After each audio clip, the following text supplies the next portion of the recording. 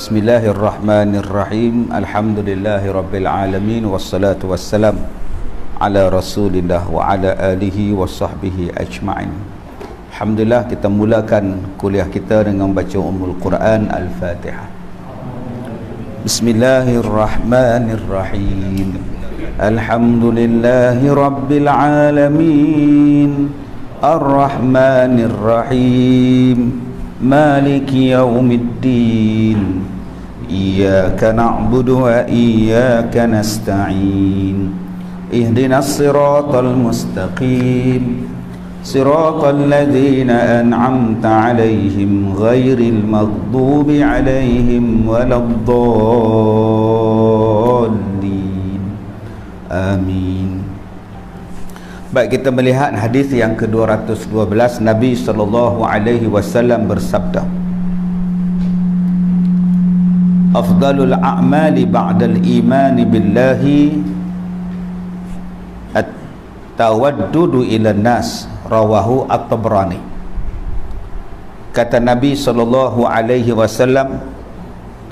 sebaik-baik segala amalan selepas daripada beriman dengan Allah ialah berkasih-kasihan sesama manusia. Tuan-tuan yang dirahmati Allah, sehinggalah disebutkan kepada kita, la yu'minu ahadukum hatta yuhibba li akhihi kama yuhibbu li nafsihi. Tidak sempurna iman di kalangan kamu sehinggalah kamu ini berkasih-kasihan kepada manusia macam mana kamu kasih pada diri kamu sendiri. Begitu tuan-tuan yang dirahmati Allah.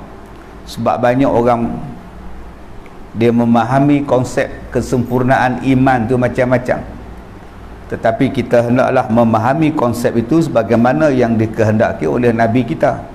Di antaranya ialah berkasih sayang sesama manusia. Jangan duk benci, jangan duk bergaduh, jangan duk iri hati, jangan duk dendam, jangan berpecah belah, jangan bergaduh. Tapi itulah yang berlaku kepada kita pada saat ini.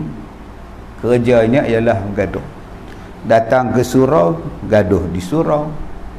Datang ke Dewan Orang Ramai, gaduh di Dewan Orang Ramai. Pergi kedai kopi, tekak di kedai kopi. Sampai ke parlimen gaduh. Mengalahkan budak tadika parlimen. Di mana sifat kasih sayang kita ni? Yang disebut oleh Allah dalam Quran, Muhammadur Rasulullah. Walladzina ma'u asyidda'u 'alal kuffar ruhama'u bainahum. Nabi Muhammad tu ialah Rasulullah. Siapa yang mengaku bahawa dia mengikut Rasulullah, hendaklah dia tegas dengan orang kafir dan berlaku berlemah lembut, berkasih sayang sesama Islam.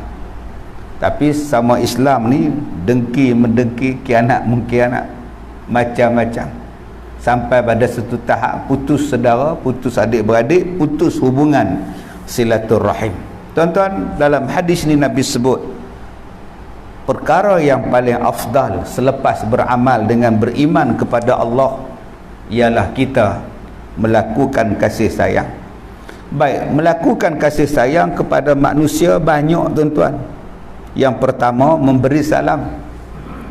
Memberi salam, melafazkan ucapan salam tu mendatangkan kasih sayang. Cuma kita sekarang ni tak digalakkan bersalam lah. Salam tak di tangan, tak di dada ni. Ni barunya salam. Nak bersalam kan jangkit pula kata orang. Okey. Salam dengan ahli masjid tak jangkit. Salam dengan suami isteri tak jangkit pula, tu yang pelik. Cuba akak-akak abang-abang ni bersalam dengan isteri di rumah macam ni. Tak ke pelik macam dia tuan-tuan. Tapi nak buat mana dah norma kita pun norma lah. Norma lah, norma dan mahuri lah, norma dia lah, norma semuanya. Kita memberi salam itu mengeratkan silaturahim. Yang kedua, supaya kita mengeratkan silaturahim, nama dia ziarah, menziarahi. Ziarah, menziarahi juga. Sekarang nak ziarah pun tak boleh dah. Penyakit banyak dah. Tambah pula orang yang kita nak ziarah tu tua pula, lagi tak boleh ziarah pula. Buat penyakit pula tak boleh ziarah pula. Saya takut tuan-tuan yang kita duk sebut COVID ni menjadikan kita hilang sifat yang duk sebut ni. At-tawaddudu ilan nas. At-tawaddudu ilan nas ni hilang dengan sebab COVID ni. Ziarah tak boleh raya hari pertama saja, raya kedua tak boleh. Nak ziarah raya pertama saja, raya kedua tak boleh ziarah. Macamlah ziarah raya pertama tak dapat penyakit. Kalau ziarah tu dapat penyakit, semua jenis ziarah pun tak boleh. Ni raya pertama je boleh, kedua tak boleh dah. Habis tu penyakit datang raya kedua saja ke Haji Baru? Dah juga habis tu yang kita amat pelik tuan-tuan. Kita takut apa yang dibuat ni menjadikan kita ni seolah-olah mengikut sunnah Nabi ni tak betul. Punca jadi penyakit ni sebab ikut sunnah Nabi SAW. Tapi buat mana itu adalah arahan, kena ikut, tangkap pula. Yang ketiganya, bagaimana nak menziarah, nak mengeratkan silaturahim, iaitu dengan memberi hadiah. Beri hadiah ni, itu adalah baik. Wa at'imut ta'am, memberi makan. Lah tak ada kuliah maghrib makan tak ada balik. Oh tak ada lagi, habis tuan. Dulu lepas bayar maghrib, lepas kuliah maghrib ada jugalah nasi lemak, bihun goreng, laksa perlis. Lah tak ada tuan. Habis isyak balik, kunci tak ada, habis bayar kunci dah. Punya takut ke Covid tuan. Jadi kita takut tuan-tuan yang dikatakan at-tawaddudu ila nas, habis begitu saja. Nak kenuri pun dihadkan, yang ni tak boleh, ini tak boleh. Jadi tuan-tuan kita rasa susah. Yang boleh pergi supermarket juga apa. Ini penyakit yang kita lihat. Yang keseterusnya tuan-tuan, menziarahi mereka bila ada kematian. Itu nama dia mengeratkan silaturahim, berucap-ucap takziah kepada keluarga si mati. Bukan ucap takziah pada si mati. Nak buat apa lagi dah? Ucap takziah pada si mati jangan duk buat. Mayat duk depan, aku ucap takziah pada engkau. Mana mahu dah tuan-tuan. Buatnya dia jawab, terima kasih, maafkan. Kita pula jadi mayat nombor 2 tuan-tuan. Mengucap takziah pada keluarga dia. Kepada si mati kita hadiahkanlah, sedekahlah bacaan Al-Fatihah ke, kita baca Qul Huwallah ke, sedekah mudah-mudahan sampai kepada dia. Yang dikatakan mengeratkan silaturahim lagi tuan-tuan, ialah berbaik-baik dengan jiran. Sama ada kita ni ziarah dia sebab dia dapat keseronokan, dapat kesenangan, dapat kejayaan, ataupun kita ziarah dia dengan sebab dia susah, dapat sakit, dapat musibah, maka kita ziarah kepada dia. Baik, jadi perkara-perkara itulah yang disebut sebagai at-tawaddudu ilan nas, mengeratkan silaturahim, merapatkan silaturahim. Terpulanglah pada kebijaksanaan tuan-tuan, macam mana yang dikatakan, bagaimana kita nak buat silaturahim makin rapat, makin rapat. Baik, hadis yang ke-212. Baik, hadis yang ke-213. Afdalul mu'minina islaman man salimal muslimun min lisanihi wa yadihi, wa afdalul mu'minina imanan ahsanuhum huluqan, wa afdalul muhajirina min hajara ma nahallahu anhu, wa afdalul jihadi man jahada nafsahu fillahi azza wa jalla. Rawahu at-Tabrani an Ibni Umar. Baik, Nabi SAW menyebut afdalul mu'minin, orang yang sebaik-baik segala orang yang beriman, islaman, daripada segi Islamnya. Siapa dia? Pertama, man salimal muslimun, ialah mereka yang sejahtera oleh segala orang Islam, min lisanihi wa yadihi, iaitu sejahtera daripada kejahatan lidahnya dan kejahatan tangannya. Baik, kita selalu nak menjadi yang paling afdal. Afdal ni tuan-tuan yang paling baik, yang paling utama, yang paling bagus. Siapa yang paling baik, yang paling afdal, yang paling bagus? Nabi sebut yang pertama orang Islam yang mulut dia, yang tangan dia selamat daripada kejahatan tangan dia dan mulut dia kepada orang lain. Nombor 1 Nabi sebut lisanihi, mulut dia. Nombor 2 Nabi sebut tangan dia, mulut dia, lidah dia dan tangan dia tidak menjahatkan orang lain. Orang lain rasa selamat daripada kejahatan lidah dan kejahatan tangan dia. Ini adalah orang yang paling afdal, kata Nabi SAW. Okey, tuan-tuan, kita carilah orang yang paling afdal di sisi Allah. Okey, kadang-kadang kita lihat yang paling afdal ialah yang pakai jubah, yang pakai baju batik tak afdal. Subhanallah. Contohnya gitulah, pakai jubah putih pula macam Ahmad. Ustaz Ahmad ni afdal kita ni. Mai pakai baju batik macam ni, mai mana ni? Balik mesyuarat agung apa kan? Kita lihat kan afdal tak afdal orang daripada sudut itu. Nabi sebut afdal seseorang dia bukan daripada sudut berpakaian. Pakaian ni kita boleh pilih, tuan. Kita boleh pakai, nak main masjid pakai baju Melayu, main bola pakai jersey bola, kita boleh pakai. Tapi baik di masjid, baik di padang bola, lidah kita tak boleh kawal. Sebab tu nak tengok baik tak baik orang, tengok lidah dia dulu. Walaupun dalam masjid, kalau dia mengumpat, dia tak baik. Kalau dia memfitnah, dia tak baik. Kita menilai daripada sudut. Yang pertama kita nilai pada pakaian. Pakai t-shirt, pakai seluar jean, oh ni tak bagus. Tapi mulut dia baik. Mengumpat tidak, mengata ke orang tidak, memfitnah tidak, mengadu domba tidak, semayang tidak, itu tak baiklah tuan. Semuanya tidak belakang. Bukan makna semua tidak tu baik. Kita diletakkan manusia yang paling afdal, yang jaga lidah dia. Ini belum apa-apa, kita belum buka mulut. Bila jumpa dia, dia dah mula cerita pasal orang itu, dia cerita orang sana, dia cerita orang itu. Orang ni tak afdal. Kita kata tak apa Mat, kalau kau nak ngumpat, aku balik dulu lah. Kena cakap macam itu. Masalahnya Ustaz kan dia terasa pula, lantak dia terasa. Daripada kita duduk dengar sekali. Tapi saya tak ngumpat Ustaz, saya dengar aja. Itu namanya adik-beradik. Tak adik-beradik, sepupu nama dia. Bila kita dengar dia ngumpat, dosanya sama dengan dia. Baik ngumpat sekali, puas hati. Ni tak, kita tak ngumpat diam. Saya tak ngata Ustaz, dia mengata. Engkau ada sekali, ada, dengar sampai habis lah. Engkau sekali. Jaga lidah tuan-tuan. Lidah ni orang lumpuh pun jahat. Dia kena stroke, duduk di rumah dah 2 tahun, terlantar atas katil. Bukannya dia pergi mana pun, duduk atas katil lah, lumpuh, tak berjalan mana dah, pergi ziarah dia. Kita tanya dia, apa khabar tu Haji? Bodoh je soalan. Dah aku lumpuh kau tanya lagi. Nampak? Awal-awal dia jawab bodoh dah tuan-tuan. Tak padan dengan lumpuh. Saja aku tanya kau dah sihat.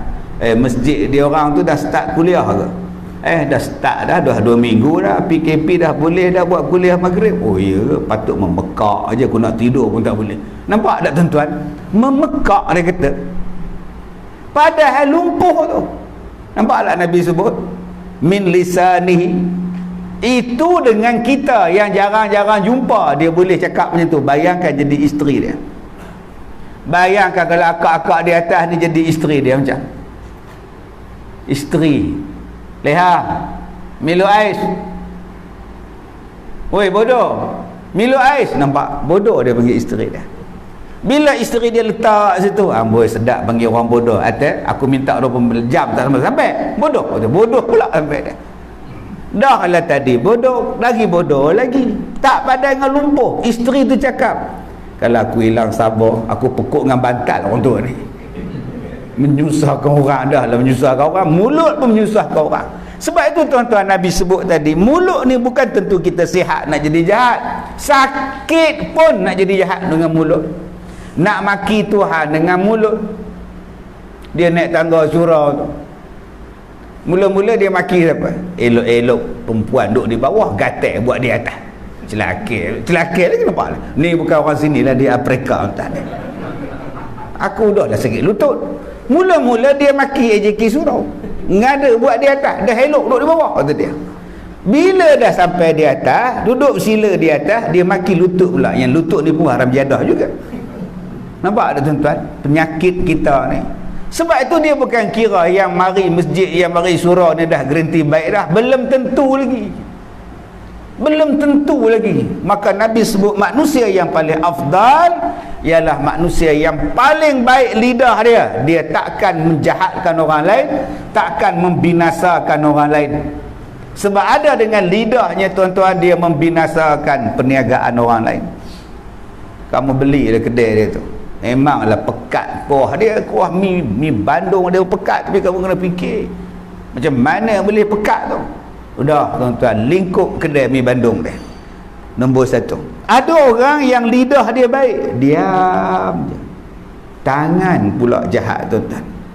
Sebab tu Nabi sebut yang kedua, wayadihi, tangan pula jahat. Saya pergi ceramah satu masjid, batal ceramah tuan-tuan sebab mikrofon tak bunyi. Batal ceramah, mikrofon tak bunyi. Jenuh AJK Tok Bilal, pengurusi repair macam mana ni, batal lah. Macam mana nak cakap, saya bukan boleh mekak jerit kuat-kuat tu Haji, batal balik. Plan B tak ada. Besok dia orang telefon saya, jawatan kuasa telefon, dia kata, Ustaz, speaker di atas tu orang potong wayar. 4 di atas tu potong wayar. Itu satu kes. Satu kes lagi tuan-tuan, Bilal sama Bilal bergaduh.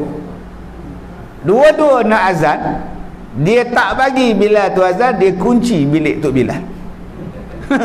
Tak boleh azan. Mikrofon semua dalam tu, PA system semua dalam tu. Tuan-tuan nak buat apa tuan? Buat je dia kunci bilik ni. Geril pula.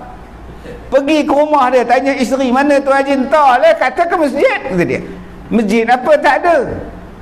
Tuan-tuan, punyalah rajin nak azan sampai dia kunci pintu untuk azan punya bilik. Lah tak boleh buat kuliah maghrib sebab mikrofon tak ada, azan maghrib pun tak ada, apa pun tak ada.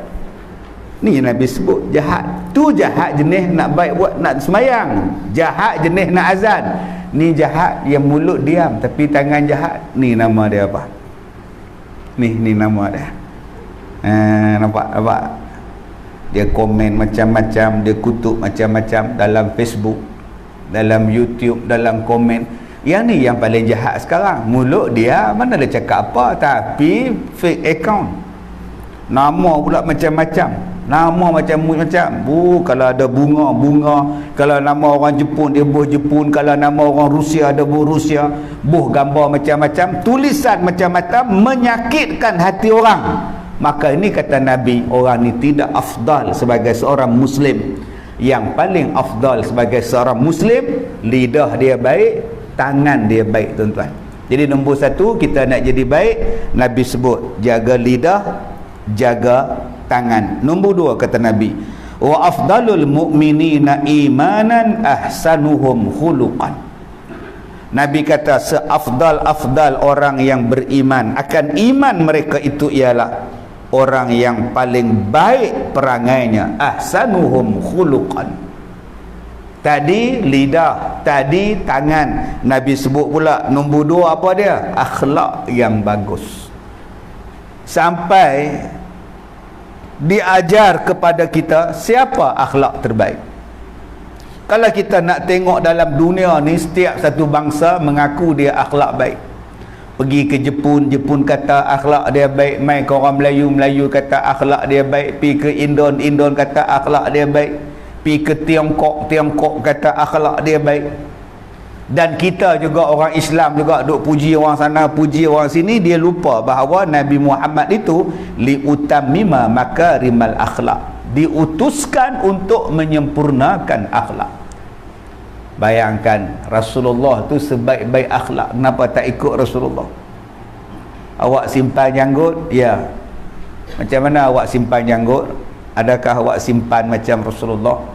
Rasulullah ada janggut, dia meminyakkan janggut dia, pakai minyak, sikat janggut.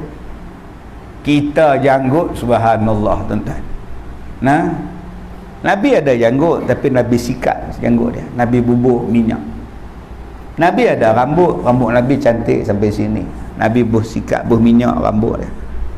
Kita macam mana kamu kata sunnah Nabi ni janggut tak jaga? Tu daripada segi penampilan. Tuan-tuan duduk dalam masjid ni ada akhlak.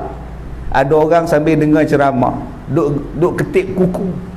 Ketip kuku bukan dengan pengetik dia, dengan gigi.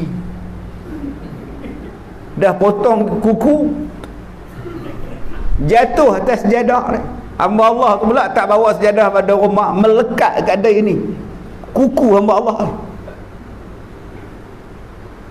Itu belum masuk ludah lagi. Baik tuan-tuan, tingkap tak ada semua pintu. Ada yang meludah daripada surau, daripada masjid kot tingkap cermin.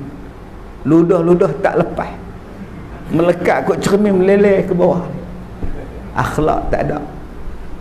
Rasulullah bila nak mari ke masjid ni wangi tuan-tuan. Kita datang ke masjid orang ramai yang tak pakai minyak wangi. Sebab tu ada orang yang baik hati, dia letakkan minyak wangi dekat masjid. Kita hari ni nak masuk masjid letak hand sanitizer. Dulu letak masjid tu letak minyak wangi, masuk sapu, cantik. Ada yang letak minyak wangi harga RM5, RM3. Bau pening kepala tuan-tuan. Letaklah yang mahal sikit. Dia kata dah letak dah tu yang mahal ustaz. Semalam tak sampai ustaz, hilang ustaz. Ya sudah. Buruk betul perangai tuan-tuan. Orang letak supaya satu masjid boleh jadi wangi, kau cilok pula minyak wangi tadi. Bagus betul tuan. Bukan tuan-tuan, ni cerita ni di Afrika Selatan. Jangan tuan-tuan duk kata orang ni pula, ni cerita jauh ni di Kongo Stan ni tuan-tuan. Baik.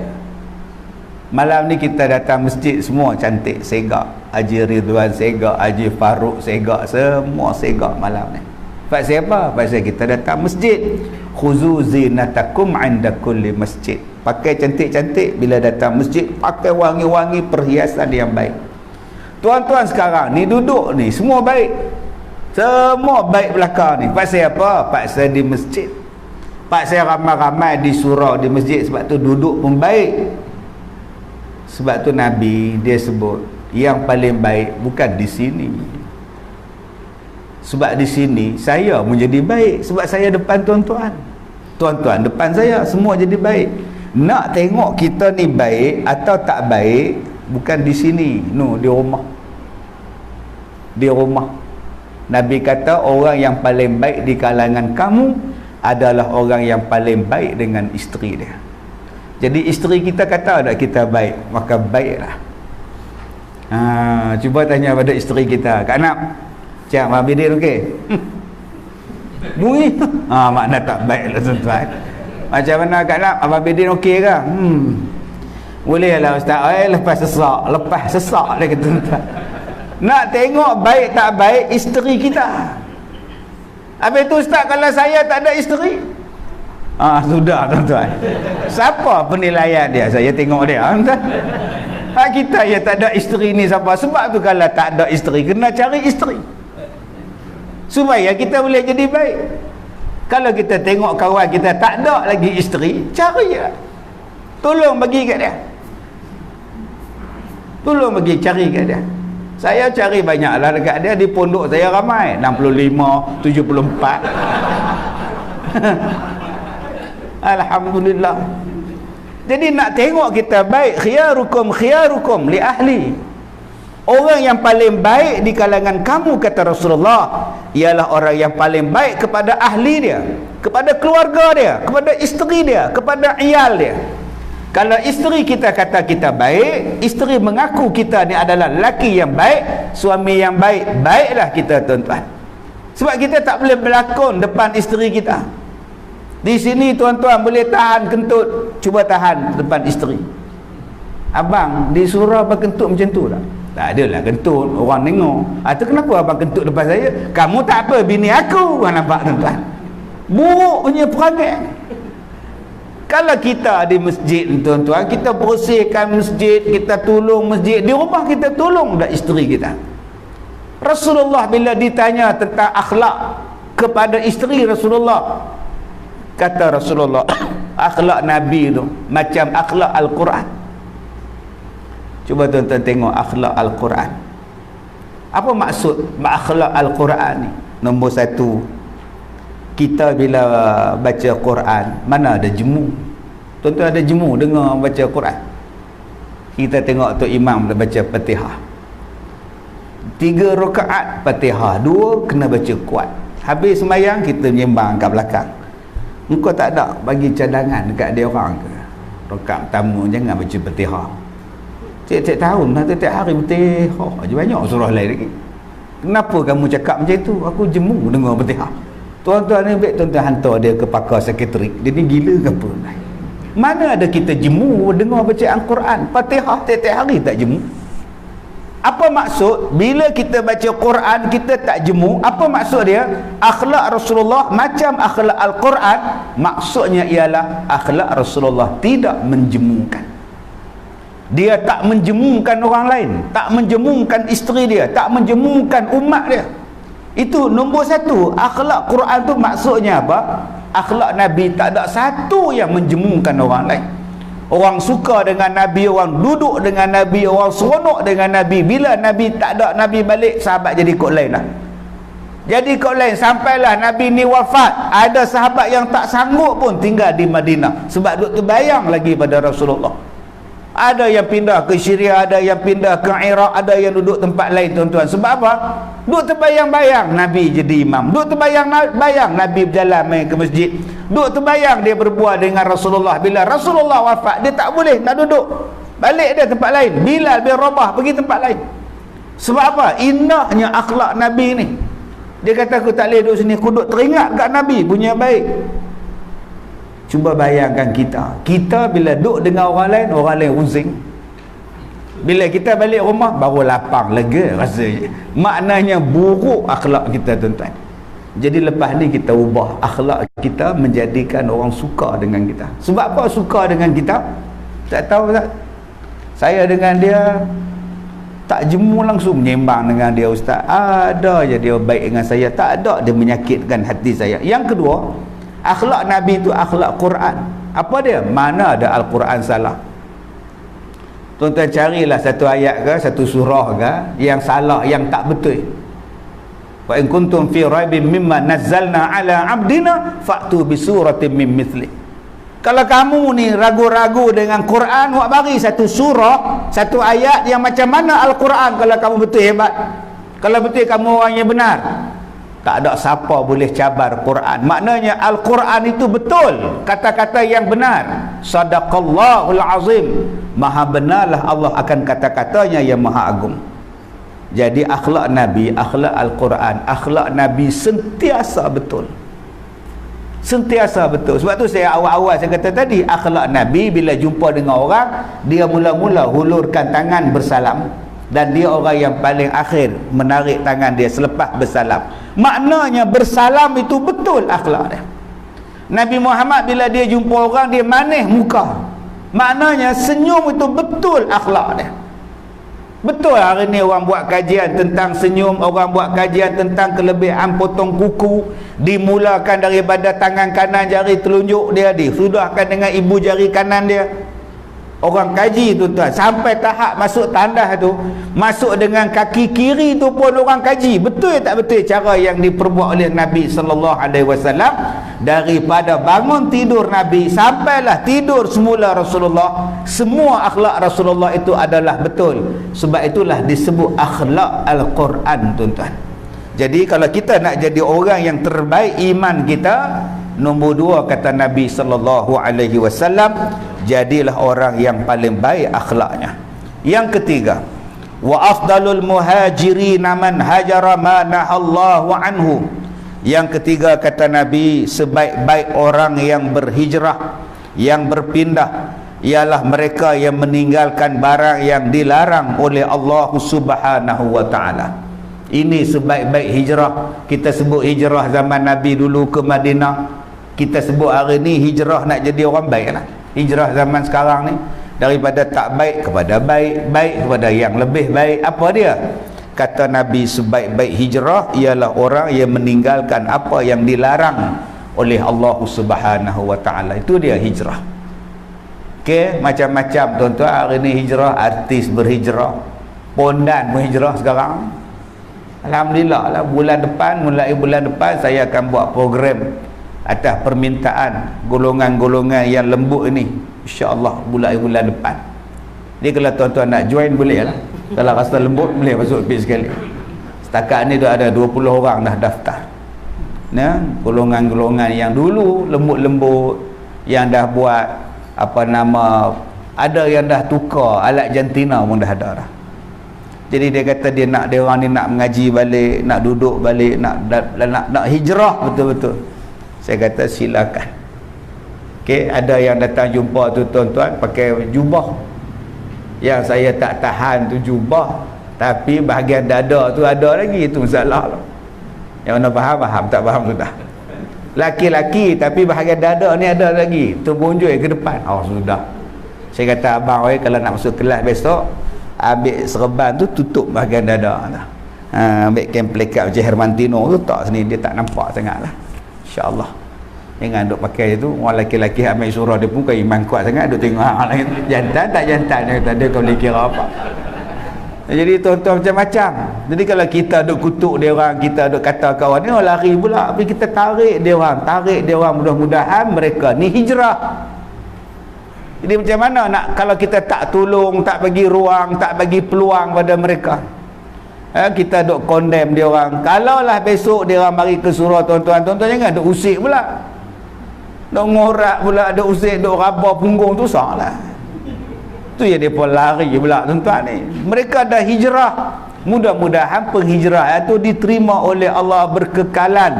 Dan kita kena cari jalan bantu. Sebab ada yang datang mengadu, dia kata bila dia hijrah, dia dah berhenti buat kerja tak elok, dia tak ada peluang kerja. Tak ada orang yang nak bagi dia peluang untuk dia bekerja. Orang tak percaya, orang tak suka ke apa tak tahu. Jadi macam mana dia nak cari rezeki dia?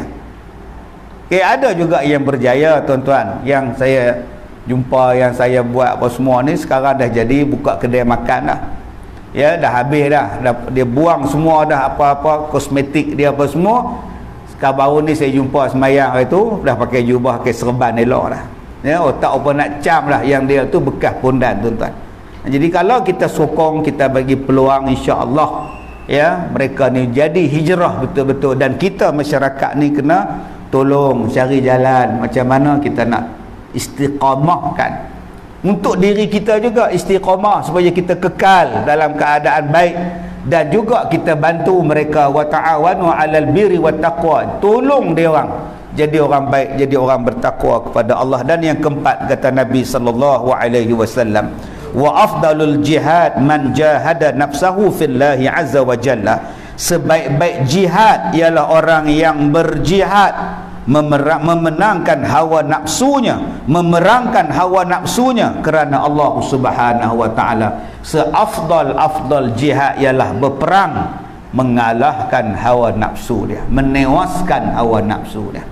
Cuba tuan-tuan tengok, hawa nafsu ni bukan suka. Hawa nafsu ni tak suka pada apa? Pertama, dia tak suka pada ibadat. Sebab tu dia minta cepat habis.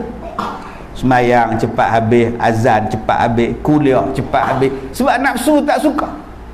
Puasa cepat habis, lagi cepat habis puasa lagi bagus. Dia nak raya je tuan. Ini nama dia hawa nafsu. Orang yang sebaik-baik jihad, kalahkan. Dia tak suka pada benda baik-baik ni. Apa ceramah ni? TV ada ceramah, FB ada ceramah, surau ada ceramah. Dia tak suka. Maka orang yang berjihad ialah kalahkan hawa nafsu tu. Suka untuk berbuat ibadat, suka untuk duduk di dalam tempat ibadat. Suka saja tak aci tuan-tuan. Kalau suka tanpa ada galakan. Sebab itu kalau tuan-tuan buka dalam kitab Muhimmah fil Ilmil Hadis, 5 tujuan, 5 ni tujuan kahwin ni tuan-tuan. 5 tujuan kahwin ialah salah satunya menggalakkan kita supaya melakukan ibadat. Sebab bila seorang-seorang buat ibadat tak seronok berbanding dengan berdua, berbanding dengan bertiga, berbanding dengan 4. Macam kita semayang tarawih, seorang-seorang semayang tak seronok. Tapi bila suami jadi imam, isteri confirm seronok. Lagi seronok isteri imam, suami makmum. Lagi seronok suami tuan. Ajaran sesat pula ni tuan ni. Kita akan jadi seronok kalau pak tu jadi imam, anak-anak isteri dia belakang.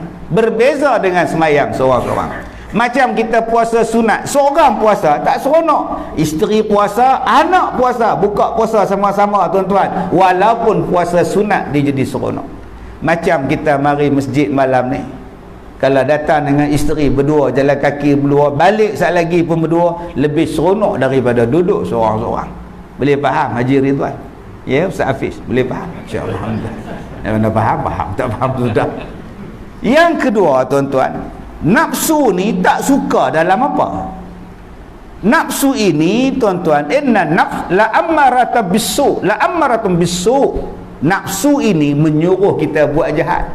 Apa dia nafsu? Nafsu bila sebut saja tentang nafsu, dia akan menggalakkan kita buat jahat. Buat jahat ni terpulang pada kita. Jahat ni sangat luas pengertian dia, tuan-tuan. Jahat seorang-seorang, jahat berdua, jahat tiga, jahat ramai-ramai, macam-macam jenis jahat. Dan kerja nafsu ialah menggalakkan kita berbuat jahat. Sebab itu kena cari jalan macam mana nak mengalahkan nafsu jahat ni. Nafsu jahat ni macam-macam, tuan-tuan. Okey, kadang-kadang nama dia dengki, kadang-kadang nama dia dendam, kadang-kadang nafsu jahat ni ialah nak melihat orang lain jadi susah. Nafsu jahat ni kadang-kadang suka melihat orang lain bergaduh. Nafsu jahat ni suka, dia suka apa? Dia suka dia tengok orang lain tak buat ibadat. Dia lalu 4-5 kali lalu kat tepi surau ni, naik motor. Bukannya dia buat apa, nak tengok ramai ke tak ramai kuliah. Tu ya. Tak ramai, yes. Dia balik rumah, dia beritahu isteri dia, 3 orang lihau padat muka tadi. Cuba melimpah sampai ke jalan pula. Haram jadah, ramai pula malam ni. Ni nafsu. Nafsu ni, tuan-tuan, kalau kita pupuk dia, dia akan menguasai kita. Dan bila dia menguasai kita pada masa itu, hidup kita akan tidak lagi bertuhankan Allah, sebaliknya bertuhankan hawa nafsu. Walaupun pada hakikat dia mengaku la ilaha illallah, tapi dia letak Allah ke tepi, dia letakkan nafsu sebagai dia. Makan dengan penuh nafsu. Kita kata, mat, jaga-jaga kau tu kencing manis mat, oi, jagalah sikit. Kalau aku jaga pun dia tak ya kencing manis juga, lantak aku lah. Engkau gagal. Kontrol lah. Kau tu sakit jantung, kau tak boleh buat macam ni. Ya tak ya pun kau sakit jantung juga. Dia dah mengikut hawa nafsu dia. Orang yang mengikut hawa nafsu dia, tuan-tuan, sampai pada satu tahap, apa kata syaitan, apa kata benda-benda ni dia sanggup buat. Saya pernah jumpa, tuan-tuan, satu orang yang berubat penyakit saka. Dia ada saka. Kata bomoh lah saka. Saya kata, mana abang tahu yang abang ni ada saka? Bomoh cakap. Jadi apa tujuan jumpa saya? Nak tanya hukum. Bomoh tu cakap, kalau nak buang saka, saya kena gali balik kubur ayah saya dan ambil kain kapan ayah saya sebesar itu, 4 jari, selebor 4 jari. Lepas tu bagi dekat dia dan dia akan buat ubat untuk saya. Dah bagi belum? Dah korek dah. Dah ambil dah. Dah bagi dah. Dah bagi dah. Apa ubat dia? Dia ambil air, Tok Bomoh tadi ambil air, kemudian dia ambil kain kapan, dia baca doa, dia jampi, dia suruh saya minum. Dah minum belum? Udah. Itu datang jumpa saya buat apa? Korek pun udah, ambil kain kapan pun udah, minum air kain kapan pun udah. Buat apa datang jumpa saya? Nak tanya hukum, apa bedah lagi? Sekarang abang pergi ke hospital, cek perut, kok ada bakteria dalam perut tu. Hukum dia haram lah. Haram. Satu syirik, satu menjatuhkan maruah si mati dalam kubur, satu engkau percaya pada bomoh, satu berapa banyak dosa abang buat ni. Kenapa yang abang jadi macam tu? Sebab abang tak nak mengalahkan hawa nafsu. Ini sesat. Tolak lah. Saya ni, kalau tuan-tuan, kalau saya cerita pengalaman apa yang saya jumpa, boleh buat filem. Ada satu pelajar sekolah agama, dia kata, ustaz, dia tiap-tiap malam kena rogol dengan jin. Biar betul ke? Atau apa je masalah sekarang? Saya mengandung anak jin. Oh ya. Atau saya nak gugurkan kandungan ni, ustaz, bukan anak jin. Jin apa? Ada orang Melayu, ada orang manusia nama jin. Banyak, tuan-tuan. Itu pun jin juga, nama jin. Oh, jin juga tu. Jangan main-main. Allah, tuan-tuan oi. Dia buat projek, bila mengandung dia kata jin yang rogo dia. Yang saya seronok, mak dia percaya, bapak dia pun percaya. Itulah katakan ustaz oi. Kesian ke dia lah, jin datang rogo dia kan, tengok saya, tengok anak dia. Jin apa abang oi? Jin rambut hitam lah. Jin jambui nama dia. Kamu buat projek, kamu mengandung, kemudian bila mengandung salahkan jin. Jin pula cakap, tak pasal-pasal orang pula kena. Jin pula marah tuan-tuan. Jin kata aku tak buat pun, cuma jin tu tak boleh cakap je tuan. Allahu Akbar tuan-tuan oi. Ya, sebab tu Nabi dah sebut pada kita kan, ada 3 benda yang perlu disegerakan. Pertama, solat. Masuk waktu semayang.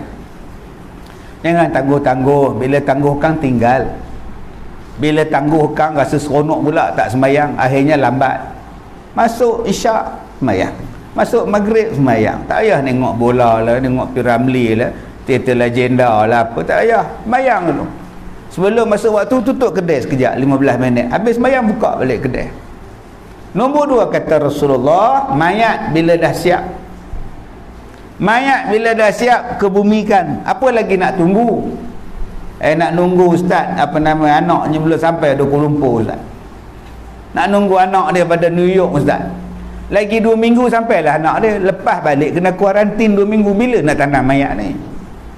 Bila mayat tu dah siap, mandi dah, tanam lah. Apa lagi nak nunggu-nunggunya lagi, menunggu apa lagi? Yang boleh tunggu dah ada sebab. Yang lain-lain ni tuan-tuan, tak payah. Ada mayat meninggal 10 malam. Ada orang yang meninggal 10 malam, 3 petang belum mandi lagi. Saya ziarah dia, ingat ke dah ke bumi ke dah? Tanya orang kampung, dah ziarah belah ke bumi? Belum ya ke? Oh, sempat saya pergi pukul 3 petang daripada 10 malam. Tanya pada anak dia, kenapa tak mandi? Tukang mandi mayat hari ni ada 3 mayat. Bapak saya jatuhnya last sekali. Jadi nak pergi sana dulu, nombor 2 mayat kedua pula, baru mayat ketiga bapak saya. Saya tanya, apa tu, kenapa anak beranak tak mandikan? Kami tak pandai ustaz. Pandai tak mandi hadas besar? Pandai. Anak dah 5 ustaz. Kalau gitu pandailah mandi mayat. Macam mana kau mandi hadas besar, macam itulah kau mandikan mayat. Itulah macam mana, serupa je, cuma kita mandikan pada orang. Bukannya susah. Tak ada bidara, tak ada sintuk ustaz, tak ada apa lama semua. Tu kau pergi carilah kapur barus lah. Kedai mamak depan tu minta kapur barus. Senang je mandi mayat ni. Tapi orang rasa takut sebab tak berani buat. Mandi yang paling senang ialah mandi mayat. Kalau mandi budak, dia melawan. Mandi budak kecil, masuk air sabun dalam mata, budak tu menangis. Mayat mana dia menangis? Tolak dia ikut, angkat dia ikut, kangkang dia ikut, tekan perut dia ikut. Tuan-tuan angkat kepala mayat pelan-pelan, ada dia marah? Apa main-main kepala? Ada mayat cakap macam tu tuan-tuan? Tak ada. Habis tu yang nak tunggu tukang mandi mayat tu pasal kesian pada orang mati ni. Yang ketiga, perkara yang perlu disegerakan ialah anak perempuan bila dah ada kufunya, bagi jalan. Ni zaman sekarang ni, anak perempuan dah ada kawan, dah ada kufu, dah bagi nikah. Dan tuan-tuan kalau nak nikah zaman ni lah paling jimat. Sekarang lah tuan-tuan. Kalau dulu jangan, satu kampung kena jemput. Sekarang tak payah lah, senang. Jimat belanja. Jadi akak-akak yang sedang menonton FB Live ni, nak menikah sekarang kau dah ada kawan tu, tunggu apa lama-lama lagi. Jadi ikut lain nanti kan. Baik, kemudian hadis ke-214. Baik, hadis yang ke-214. Afdalun nasi mu'minun yujahidu fi sabilillah bi nafsihi wa malihi, sama mu'minun fi sya'bin minasy-syi'abi yattaqillah wa yada'un nas min syarrihi. Rawahu al-Bukhari an Abi Sa'id al-Khudri. Sebaik-baik manusia itu ialah orang beriman yang mengorbankan dirinya, mengorbankan hartanya di dalam perang fi sabilillah. Ni yang terbaik sekali orang yang berjihad dengan harta, berjihad dengan nyawa pada perang fi sabilillah. Yang ni kita tak terlawan tuan-tuan dengan para sahabat-sahabat dulu-dulu, para tabi'in ya, yang memperjuangkan harta, nyawa mereka untuk Islam. Sampailah Islam sampai kepada kita sekarang. Tak terlawan kita tuan-tuan. Kita baru nak berperang mengalahkan subuh pun kalah. Nak buang selimut tu pun salah, kalah kita. Bayangkan kalau nak berperang dengan mereka ni, nak lawan mereka.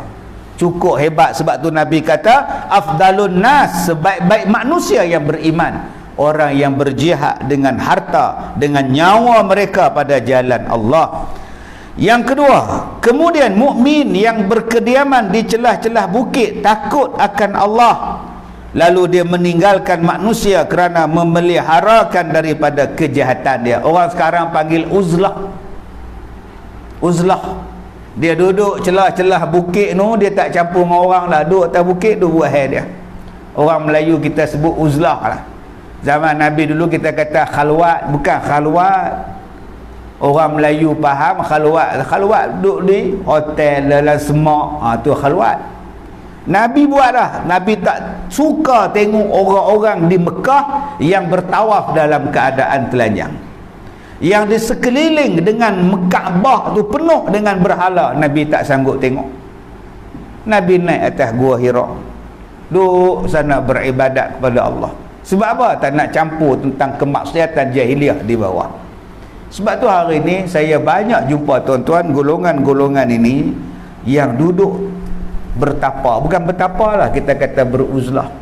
Duduk seminggu, hari Sabtu dia pergi, hari Khamis dia balik, sebab nak sembahyang Jumaat besok. Dia duduk tak campur dengan orang. Okey, saya tanya pula macam mana dengan makan minum anak isteri je mana? Dia tinggal lah baramah. Ni saya jumpa di Kedah, satu orang tua, umur saya agak dalam 70 lah. Dia seminggu sekali pergi dulu uzlah, tak campur dah. Itu dia faham beruzlah cara dia. Saya tanya duduk mana? Kata ada satu dusun dia, kebun dia, dia duduk tapa macam cerita ada didu badur berhai pendek ya sulung tu, tak ingat cerita duduk tapa. Tapi dia taklah tapa duduk pegang nasi sampai jadi beras tu, bukan macam tu. Dia dengan amalan dia, dengan zikir dia, kita panggil tarekat dia. Yang ni saya jumpa di Kedah orang macam ini. Baik, adakah kita nak tinggalkan isteri kita, kampung kita macam tu? Taklah disuruh dah, tak jadi wajib dah. Tetapi yang uzlah zaman sekarang ni apa? Ni dia kata duduk di celah-celah bukit, meninggalkan benda-benda kemaksiatan, memelihara daripada kejahatan. Tuan-tuan yang dirahmati Allah, kalau tuan-tuan duduk celah-celah bukit, celah-celah gunung, paling mudah tuan-tuan duduk dalam terowong lah. Benda yang kita takkan dapat, apa dia? Apa benda yang kita takkan dapat? Yang kita takkan dapat di celah-celah bukit tu tuan-tuan, atas-atas bukit tu, yang kita takkan dapat, dia nama dia frekuensi, nama dia. Televisyen tak dapat, radio tak dapat, ni frekuensi telefon pun tak dapat. Sebab tu ada orang-orang faham yang dikatakan duduk di celah-celah atas bukit, atas gunung tu, apa pun tak dapat line tuan-tuan. Maksudnya apa? Di rumah dia tak ada benda-benda ni yang kita sebut tadi. Dia tak tengok benda-benda tu. Walaupun dia duduk di rumah dia, dia duduk dalam kampung dia, tapi tak ada benda-benda yang saya sebut tadi dalam rumah dia. Kalau dia ada handphone, ada, tapi handphone bodoh. Ni nama dia handphone pintar. Hak saya pegang ni smartphone. Dia tak ada smartphone, dia cuma ada telefon bodoh. Tiga-tiga sekupang. WhatsApp tak ada, internet tak ada, Facebook tak ada, Instagram tak ada, apa pun tak ada. Handphone dia tu pun ikatkan getah. Buat anak dia telefon, buat dia nak telefon isteri dia, nak melelok apa, yang tu ya. Facebook apa pun tak ada. Yang hari ni orang pakai jadi jahat, membaca benda yang jahat sebab dia ada binatang lain. Yang tuan-tuan duk dengar benda viral, benda yang tak betul kita kata betul, benda fitnah kita kata betul, benda yang jahat kita kata baik. Sebabnya tu serupalah dengan yang kita sebut tadi, televisyen misalnya. Mata kita punya baik baca Quran, mata punya baik semayang, baik je, balik ke rumah dia tengok cerita Mak Saleh. Tengok cerita Mak Saleh pula duk pakai spender saja. Mata kita jadi jahat tang situ. Lama-lama bila tengok orang pakai macam tu, kita jumpa dekat mana-mana dah jadi biasa dah. Sebab tiap-tiap hari duk tengok dalam filem dan drama. Sebab tu ada tok guru tuan-tuan, rumah dia TV apa pun tak ada. Dia bukan menolak kemajuan, tapi dia baca hadis ni. Dia kata manusia hak jihad, hak bagus siapa dia? Yang benda tu dia seolah-olah dia tu duduk di Manjui, duduk dalam rumah dia, tetapi seolah-olah dia duduk atas bukit. Boleh faham maksud saya? Dia tak ada apa pun tuan-tuan. TV pun tak apa, tak ada, radio pun tak ada, apa pun tak ada. Sampai hari raya bila dia pun tak tahu tuan-tuan. Punya tak ada maklumat untuk dia. Orang macam ni selamat daripada dosa. Kita hari ni lepas je semayang, benda nombor satu kita buat apa? Handphone. Dulu lepas kita semayang, nombor satu kita buat cari tasbih. Saya pergi semayang di parit, tasbih ni duduk tempat-tempat depan sekali, depan sejadah. Habis salam je, ada pula tukar lempar tasbih. Oh, sambut pula, subhanallah, subhanallah. Habis dia orang berzikir, dia lempar balik ke orang yang mula-mula tadi tuan. Jenuh sambut pula sama Allah tu. Dulu mula-mula kita buat lepas habis sembahyang ialah berzikir. Sekarang habis sembahyang, mula-mula kita buat apa? Lunjuk kaki ke depan. Kaki kanan lunjuk ke depan, sengekkan sikit punggung, tangan seluk.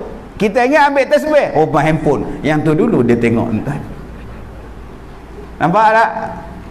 Hari ni yang Nabi sebut. Sebab tu Nabi kata kalau kamu nak selamat pada satu zaman, seolah-olah kamu ni duduk atas bukit, apa pun tak dapat.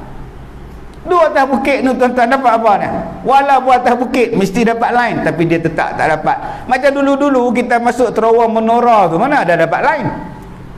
Radio mati gitu je. Masuk 2-3 tapak ada lagi, mai tengah-tengah tak ada apa. Sebab tu Osama bin Laden ke Saddam Hussein ke, dia menyorok di mana? Dia menyorok atas bukit, dia menyorok dalam tanah. Sebab apa? Sebab satelit tak boleh cari dia. Sebab orang Amerika tak boleh cari dia. Mana Saddam Hussein? Mana Saddam Hussein? Jenuh cari tuan-tuan.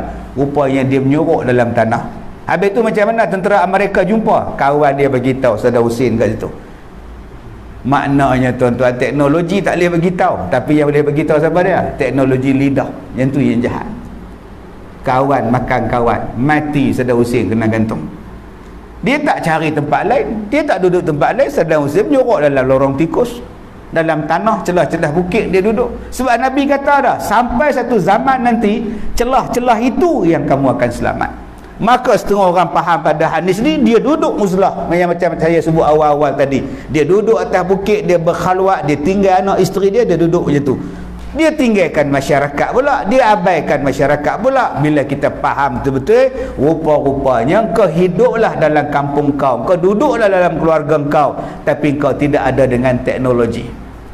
Dan sekarang tuan-tuan, teknologi di mana-mana pun dia ada.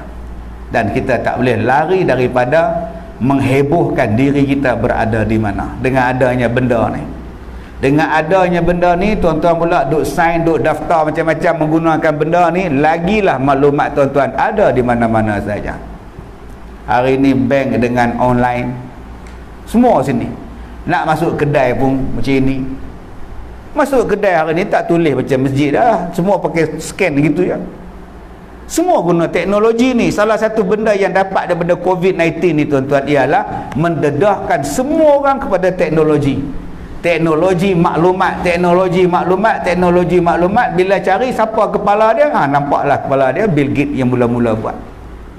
Semua dalam pengawasan mereka tuan-tuan. Sebab tu orang yang tak ada benda ni paling selamat.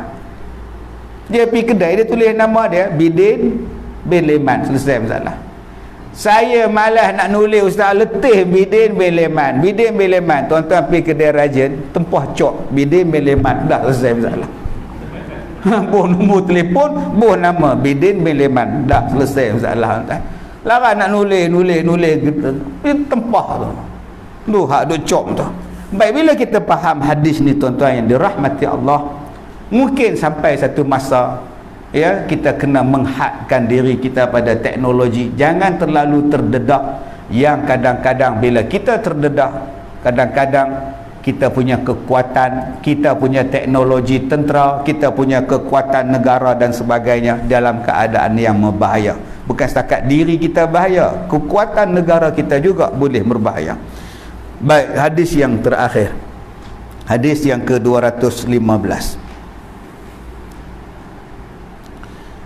Iqtarabatis sa'ah wa la yazdadu an-nasu 'ala ad-dunya illa hirsan wa la yazdadun minallahi illa bu'dah.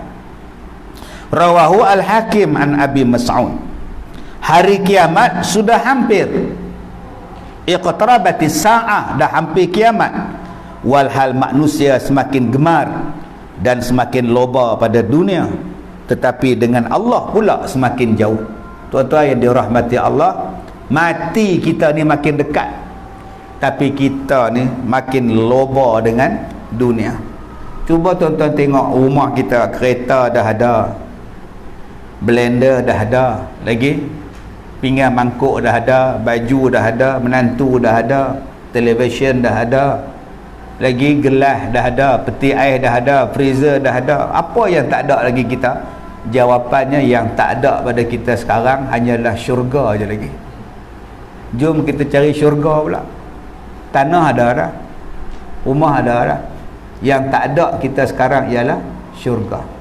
Jom pakat-pakat kita cari syurga. Mudah-mudahan Allah beri syurga pada kita, dan adalah duduk tempat kita dalam syurga. Sebab Allah kata syurga tu seluas langit dan bumi, takkan untuk kita satu pun tak ada.